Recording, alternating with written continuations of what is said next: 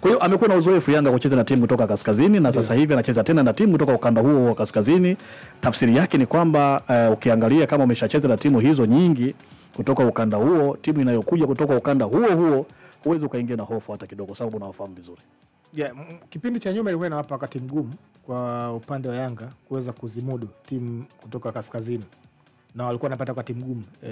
Though sasa hivi kidogo wanaenda wanapambana, wanaanza kuzoea mazingira. Unajua wanapokutana timu kutoka ukanda kaskazini kama kuna muda wanaanza kuzoea mazingira kuweza kucheza mechi zao. Though bado ni ngumu, lakini kidogo na walau unaweza kusema unaanza kupambana nao. Ndio maana umehitaji hapa kwa rekodi za karibuni kidogo wameanza kuzoea mazingira hayo. Manake ukiangalia katika msimu ambao Yanga wanafika finali katika michuano ya CAF kombe la shirikisho, kocha akiwa Nabi, mara baada ya Yanga kuondoshwa kwenye michuano ya ligi mabingwa na wakadondokea kwenye shirikisho kipindi kile, maana yake aliondoshwa na Al Hilal ya Sudan, kocha Ibenge. Kwa hiyo akaenda kwenye michuano ile ya shirikisho kipindi kile, ukitoka huko naenda huko. Kwa hiyo walipanga kundi ambalo kulikuwa na timu ya kutoka kaskazini. Ile ilikuwa ni kundi D, kulikuwa na Yanga, US Monastir kutoka Tunisia, lakini kuna Bamako kutoka Mali, Real na TP Mazembe kwenye ule msimu ambao Nabi alikuwa ndo kocha. Na kumbuka wanaingia kwenye hatua makundi mara baada ya kumtoa timu kutoka kaskazini ambaye ni Club Africain. Na wengi ile mechi kama walikatia tamaa, hasa wapenzi na mashabiki wa Yanga. Maana ile mechi katika uwanja wa Benjamin Mkapa ilisha kwa suluhu. Na mara nyingi Yanga kama mechi za hapa kwa Mkapa amekuwa za nyumbani mimi kama anakuwa anapata wakati mgumu mbele ya timu kutoka kaskazini, lakini kisafiri kwenda nje kidogo anapambana. Kwa hiyo ile mechi ilisha suluhu. Na mashabiki wengi wanachama waliamini kwamba Yanga kwenda kule Tunisia kutoboa na kuingia makundi ni ngumu. Kwa hiyo wengi walikata tamaa, lakini Nabi akafanya kitu tofauti, akaamini kikosi, akapanga squad ambayo hakuna ambaye alitegemea angepanga vile. Picha anaanza first 11 Sure Boy.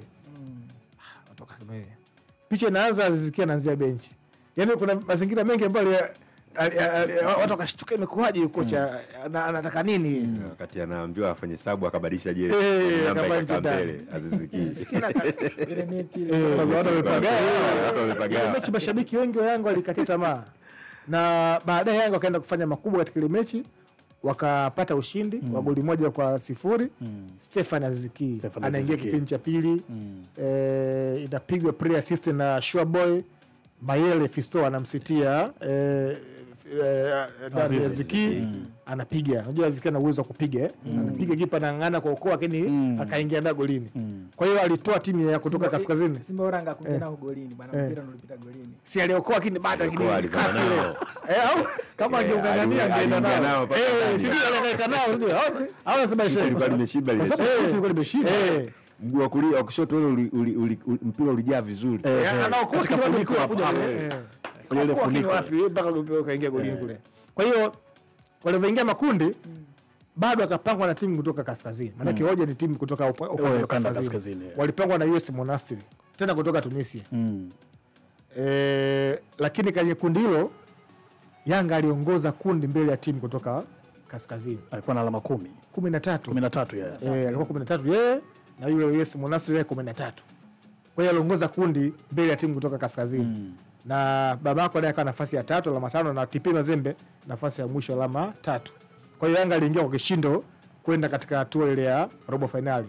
Na ndio safari kaanzia pale mpaka kaenda finali. FM.